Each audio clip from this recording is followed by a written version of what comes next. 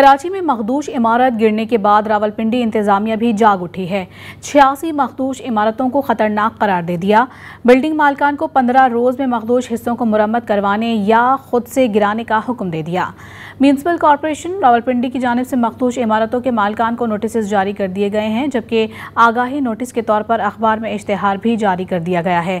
मरासले में कहा गया है कि तेज बारिशों या ज़लज़ले के सबब मखदूश इमारतों के गिरने से इंसानी जानें जा सकती हैं, लिहाजा बिल्डिंग मालकान 15 दिनों में या तो इमारत की मुरम्मत करवाएं या इमारत का मखदूश हिस्सा गिरा दें। नोटिस पर अमल ना करने वालों के खिलाफ मुकदमा दर्ज करवाए जाएंगे। दूसरी जानिब मानसून बारिशों के सबब सूरत हाल की संगीनी को देखते हुए म्यूनिसिपल कॉर्पोरेशन ने शहर भर की मजीद मखदूश इमारतों का सर्वे भी शुरू कर दिया है। कराची में मखदूश इमारत गिरने के बाद रावलपिंडी इंतजामिया भी जाग उठी है। 86 मखदूश इमारतों को खतरनाक करार दे दिया।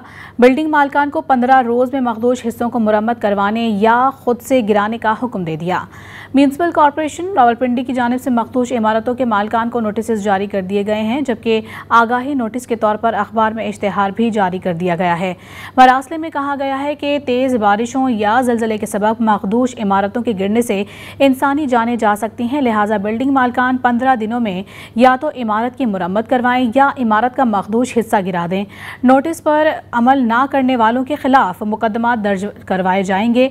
दूसरी जानिब मानसून बारिशों के सबब सूरत हाल की संगीनी को देखते हुए म्यूनिसिपल कॉर्पोरेशन ने शहर भर की मजीद मखदूश इमारतों का सर्वे भी शुरू कर दिया है।